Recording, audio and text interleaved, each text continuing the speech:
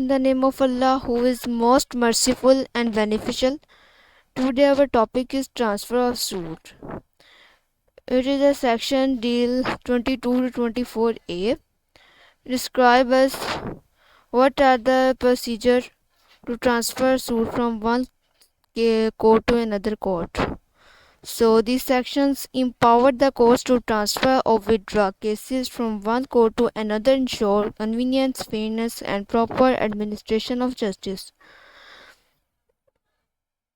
यानी कि जो हमारा केस 22 और 24 से लेकर 24 तक एक्सप्लेन करता है कि आपने कैसे कोई भी जो सूट्स है आपने एक कोर्ट से दूसरी कोर्ट तक कैसे ट्रांसफ़र करना है। तो दिस सेक्शंस ये हमें पावर करता है इसलिए ताकि हमारा जो जस्टिस है उससे फेयर किया जा सके, उसे प्रॉपर एडमिनिस्टर किया जा सके। तो कैसे आपने ट्रांसफ़र करना है, कौन कर सकता है, तो ये हम देखेंगे। Power to transfer suits which may be instituted in more than one court. जब आपका केस जो है एक से ज़्यादा कोर्ट में चल रहा है तो आप अपना जो केस है वो एक कोर्ट को रेफ़र कर सकते हैं। कोर्ट खुद भी कर देती है, आप भी एप्लीकेशन देके अपना कोर्ट रेफ़र करवा सकते हैं, ट्रांसफ़र करवा सकते हैं। Where a suit may be instituted in one anyone or two or more courts is instituted in one of the such. Any defendant after notice to other parties may apply at the earliest opportunity in the cases before issues are settled to have the suit transferred to another court. इसका मतलब ये है कि कोई भी defendant जो है वो नोटिस देके पहले दूसरी पार्टी को जिसने सूट इंस्टीट्यूट करवाया है, ठीक है, उसको नोटिस देगा कि मैं जो केस है ये अपना उस कोर्ट में रेफ़र करवा रहा हूँ। तो फिर उसके बाद उसके पास अपॉर्चुनिटी होती है कि जो केस तो अपने शहर की जो कुछ सिविल कोर्ट है जिसकी जुरिस्डिक्शन है वहाँ वो कर सकता है। The court shall then decided which of the court having jurisdiction should proceed with case. तो इसका फैसला केस कोर्ट करती है कि किस कोर्ट में केस जो है वो डिसाइड किया जाएगा। एक्सप्लेनेशन देख लें। The provision protects defendants from inconvenience when more than one court has jurisdiction.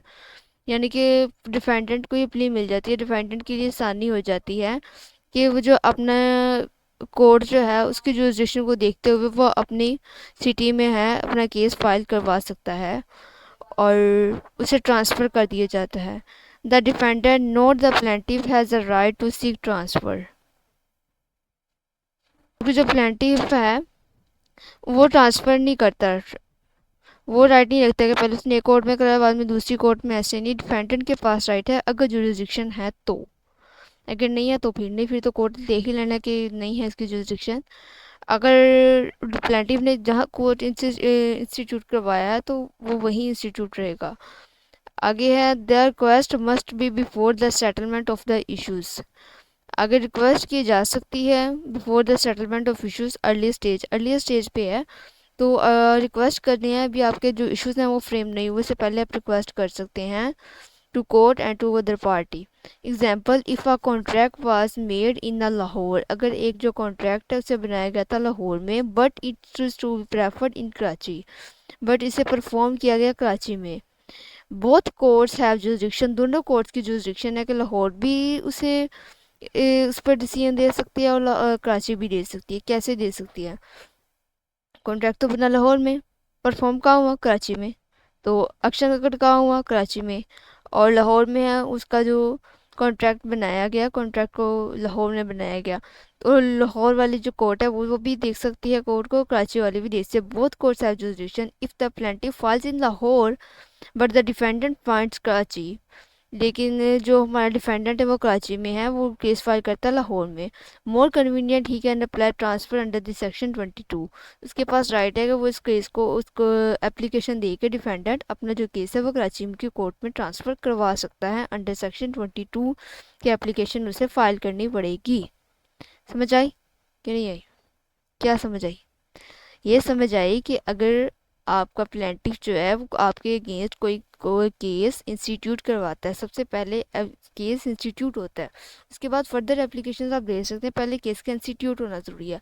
अब केस इंस्टीट्यूट हो गया, प्लेंटिफ ने कर दिया, जहाँ भी कर दिया चलो सो कर दिया। अब वो ये नहीं कर सकते दूसरी कोर्ट को कि मैं वहाँ फेल करना पहले सोच के करता है, तो उसने कर दिया, ठीक है हो गया।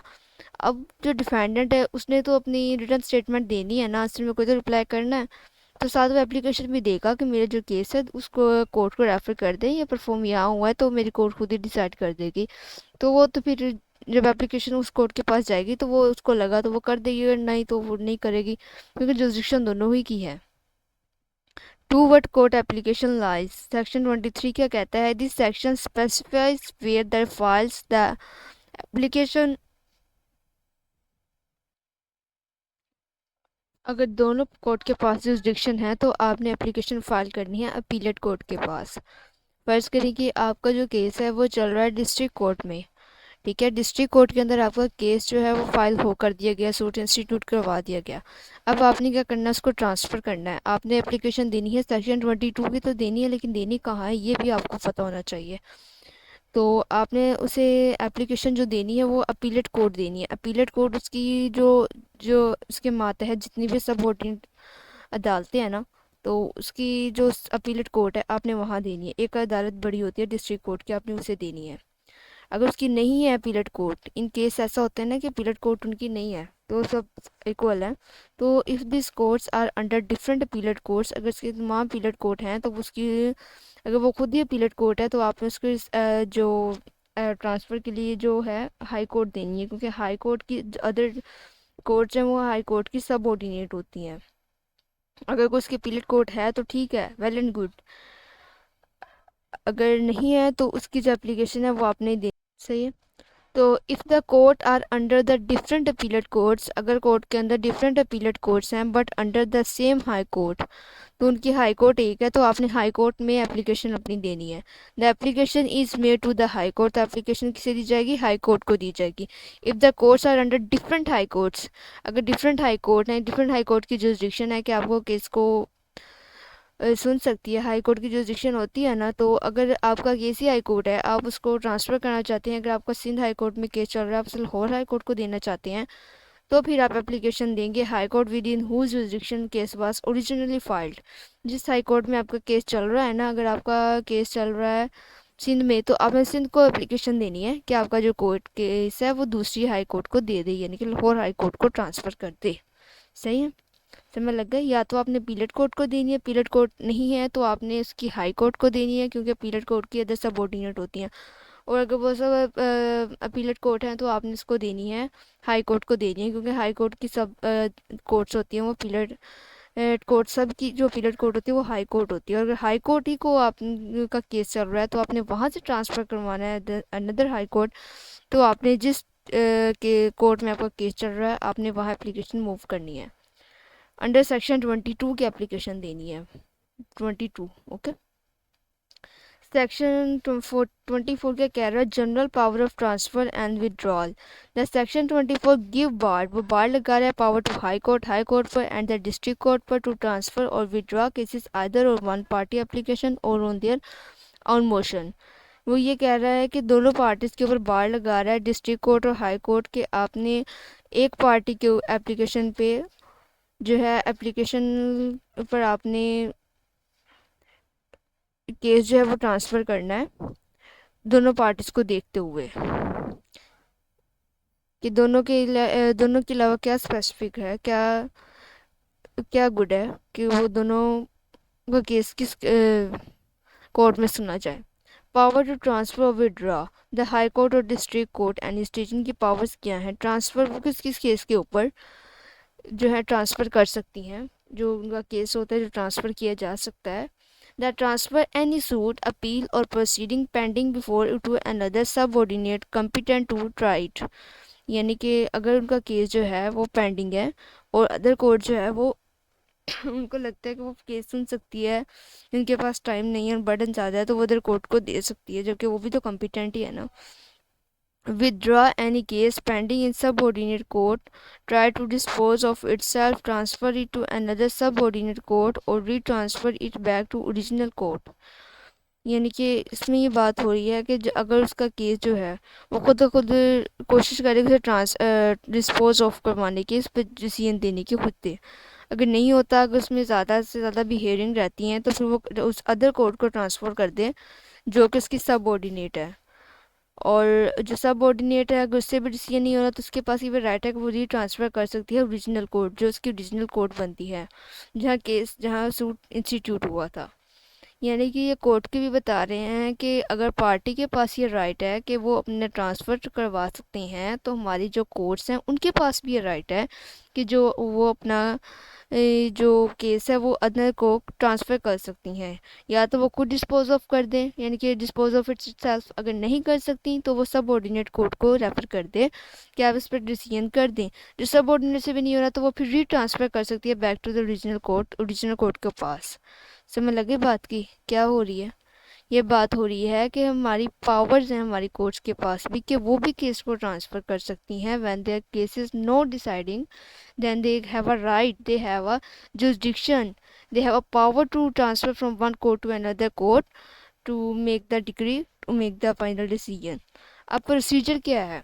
इसका प्रोसीजर बता रहे हैं, the court receive the case in either retry it completely, या तो वो कोशिश करेगी कम्प्लीटली हल कर दे, और proceed from the point from the case was left before the transfer, यानी कि या तो वो पूरा कोशिश करेगी हल कर दे, अगर नहीं हो रहा तो वो किसी एक पॉइंट को डिस्कस करेगी, यानी कि बिफोर ट्रांसफ़र होने से पहले पहले जितना उसे हो सका, जितना उसका जुरिस्डिक्शन हुई वो उतना तो करेगी ना उस पर डिसीजन देने की कोशिश। Proceed from the point or where the cases before the transfer. तो आगे हम बात करते हैं, courts of the additional assistant जज आर कंसिडर्ड सबऑर्डिनेट कोर्ट। जो एडिशनल सेशन जज और असिस्टेंट जज आर कंसिडर्ड सबऑर्डिनेट कोर्ट समझी जाती हैं to the district court for the purpose. इसके लिए अगर आपका डिस्ट्रिक्ट कोर्ट के अंदर केस चल रहा है तो आपको एप्लीकेशन देनी है एडिशनल एंड असिस्टेंट जज। ठीक है, वो क्या करते हैं, वो आपकी अपीलेट कोर्ट होती हैं, अपीलेट कोर्ट समझी जाती हैं डिस्ट्रिक्ट कोर्ट की, क्योंकि डिस्ट्रिक्ट कोर्ट उसकी सबऑर्डिनेट होती हैं। If a case is transfer from a court of small causes, अगर जो केस है वो किसी छोटी बिना पे या किसी इतनी बड़ी वजूहत नहीं है, the case court is deem to be small cause of the transfer for the case, तो वो इसे छोटा समझते हुए, यानी कि इस केस को दूसरी कोर्ट को रेफ़र कर दिया जाए, ये तसव्वुर करते हुए वो केस जो है ट्रांसफ़र कर देती है अनदर कोर्ट। बात वही आ जाती है, केस को ट्रांसफ़र किया जा सकता है, कोर्ट खुद भी कर सकती है, पार्टीज भी करवा सकती हैं एप्लीकेशन देकर। अब ये क्या है कि द पावर में be exercise suo motu on the court on motion or an application by a party. वही बात आ गई, या तो वो सो मोटो खुद से एक्सरसाइज करते हुए रेफर कर देगी क्योंकि उसकी जुरिस्डिक्शन नहीं होगी, इन केस ऐसा भी होता है, और अगर टाइम नहीं है तो भी हो जाता है, अगर बर्डन ज़्यादा हो तो भी हो जाता है, और ऐसे होता है सो मोटो या तो पार्टी एप्लीकेशन देके उसे ट्रांसफ़र करवा सकती हैं। पार्टीज नहीं, पार्टी मतलब defendant. Transfer can order for the convenience fair और ट्रायल एक्सपीडियंसी। अब ट्रांसफ़र किया जा सकता है for the convenience fair trial expediency, यानी एक्सपीडेंसी यानी कि स्पीडी ट्रायल के लिए और फेयर ट्रायल के लिए, और कन्वीनियंस के लिए यानी कि वो एग्री हो जाए, सेटिस्फाई हो जाए। The court must give notice and hear the parties before ordering transfer, यानी कि वो पहले पार्टीज को भी नोटिस करती है और उसके अलावा वो ऑर्डर भी ट्रांसफ़र करने से पहले वो पार्टीज़ को नोटिस करती है और उनके आर्ग्यूमेंट्स भी सुनती है कि वो क्यों करवाना चाहती हैं ट्रांसफ़र, इन केस अगर वो एप्लीकेशन से होता है ट्रांसफ़र। तो appearance of the parties on transfer of suits etcetera when a case. अब 24 ये क्या कहता है कि अब पार्टीज़ का जो मौजूद होना on a transfer of suit वगैरह तो क्या है, when a case is transferred और विदड्रा अंडर 22 और 24 the law prescribe how and when the parties must appear before the new court. ये बयान करता है कि कब जो पार्टीज़ हैं वो दूसरी कोर्ट के सामने पेश होंगी। If a case is transferred on the application of a party, अगर जो केस है वो एप्लीकेशन से ट्रांसफ़र हुआ है, पार्टीज़ ने खुद करवाया है, the transfer court fix a date for the appearance before, जो नई कोर्ट है जहाँ ट्रांसफ़र किया गया वो डेट फिक्स करेगी आपकी हेयरिंग की, आपकी फ़ाइनल डिसीजन की, आपकी फ्रेमिंग ऑफ इश्यूज़ की, आपकी जो नई कोर्ट है वो डिसाइड करेगी। Itself if it try the case the court of which case is transfer, जिस कोर्ट को ट्रांसफ़र किया जाता है। आ गया if the case is transferred, इससे ट्रांसफ़र किया जाता है, otherwise than the application for example by the court on the on motion, जिसे आपने कोर्ट ने खुद की अपनी अपनी तरफ से करवाया है, उसको इशू था, जिसकी जुरिस्डिक्शन नहीं थी, उसने दूसरी कोर्ट को मूव कर दिया, ट्रांसफ़र कर दिया आपका केस। अब बात ये हो रही है कि the parties must on the date already fixed before the original court. तो मस्ट अपीयर उस डेट को मस्ट अपीयर हो जब जो कि कोर्ट ने डेट फिक्स की है, ओरिजिनल कोर्ट ने जिसने ट्रांसफ़र करना है। अगर उसने कोई डेट ऑफ हेयरिंग फिक्स की है तो पार्टी का राइट है कि वो फ़ौरन उसी डेट पर लाजमी पहुँचे। The court will the inform then the transfer of order and direct to the appear before the new court on the reasonable date, either on the same day or on the such earliest day may be reasonable, having regard the distance at which the other court is located। यानी कि जहाँ भी वो court है, जब उसके पास आप appear होंगे, या तो आपकी जो कोर्ट है वो आपको बता देगी इस डेट को आपकी हेयरिंग है, नहीं बताएगी तो जिस कोर्ट को रेफर हो गया है वो आपको बताएगी कि आपकी हेयरिंग कब है। ठीक है, अब ये समरी देख लें जो हमने जितना भी ट्रांसफ़र का पढ़ा है, कि अब तो आपको इतना पता लग गया ना केस ट्रांसफ़र हो सकता है, पार्टीज भी करती हैं, कोर्ट मोटो भी कर लेती हैं। आगे power to transfer which may defendant may apply to transfer the case be instituted in more than one court and other competent court before issues are settled।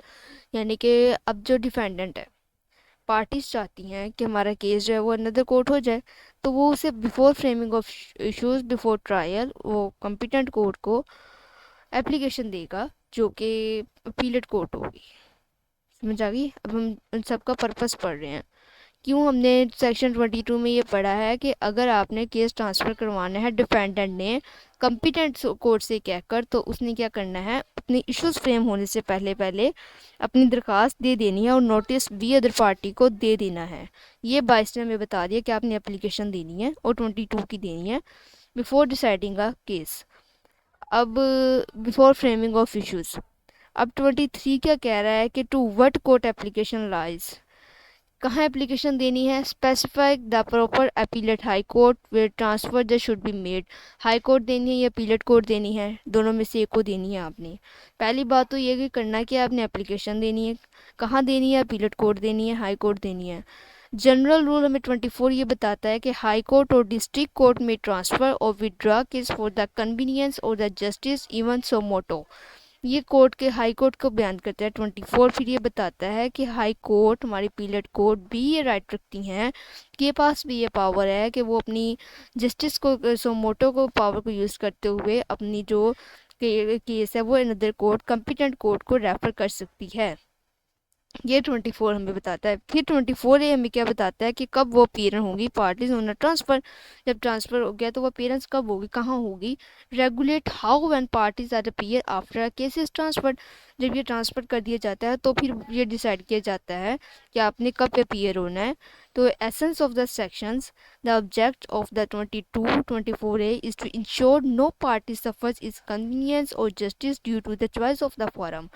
यानी कि अगर पार्टी की चॉइस है कि वो इस कोर्ट के से नहीं सेटिस्फाइड है, या वो उसके लिए कुछ पर्सनल कुछ इश्यूज हैं कि वो इस कोर्ट के अंदर नहीं केस को चला सकती, उसको लगता है कि मुझे शायद इंसाफ जो मिलेगा मुझे मेरी कोर्ट से मिलेगा, या मेरे इजी है जस्टिस को फाइंड करना मेरी कोर्ट में, डिफेंडेंट को ये लगता है।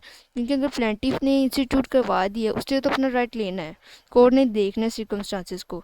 अब डिफेंडेंट भी चाहता है कि मेरे पास भी राइट है कि मुझे जस्टिस दिया जाए, तो उसके लिए ये आसानी होती है कि उसको ये राइट दिया जाता है कि आप एप्लीकेशन दें और अपनी कोर्ट को मूव कर दें। मूव कि आपने एप्लीकेशन देनी है जो कि कॉम्पिटेंट है। बात समझ आ रही है आपको? Court have wide discretionary powers to transfer case the fairness, efficiency and convenience of parties. अब जो कोर्ट की पावर है वो भी डिस्क्रिशनरी पावर है। कोर्ट की ये पावर होती है कि वो चाहे तो केस ट्रांसफ़र कर सकते हैं for the fairness, efficiency, convenience of the parties को सेटिस्फाई करने के लिए। जो हमारी कोर्ट है वो भी ये राइट रखती है कि वो ट्रांसफ़र कर सकती है। राइट होता है, पावर कह ले, जो भी आप इसे कह ले। अब समझ लग गई कि आपने ट्रांसफ़र ऑफ सूट में क्या पढ़ा है कि ट्रांसफ़र ऑफ सूट किया जा सकता है। 22 टू 24 ये बताते हैं कि आपने केस कैसे from one court to another court कैसे ट्रांसफ़र करना है, by application, by the court. और फिर भी बताता है कि कहाँ देनी है एप्लीकेशन, आपने किसे देनी है, अपनी अपीलेट कोर्ट को देनी है। अपीलेट कोर्ट आपकी ये होती है सेशन जज और एडिशनल सब ऑर्डिनेट सेशन जज जो असिस्टेंट जज होता है, उसी आपने एप्लीकेशन देनी होती है। असिस्टेंट जज और एडिशनल जज जो होता है उसे आपने वो आपके अपीलेट कोर्ट कंसिडर की जाती हैं, अदर कोर्ट्स की सब ऑर्डिनेट होती हैं, तो वहाँ आपने एप्लीकेशन देनी है। तो आई होप आपका लेक्चर समझ आ गया होगा। तो अब आपको ट्रांसफ़र में कोई इशू नहीं आएगा कि आपने कैसे ट्रांसफ़र करवाना है अपना केस। तो आज के लिए इतना ही, इंशाल्लाह नेक्स्ट बात होगी।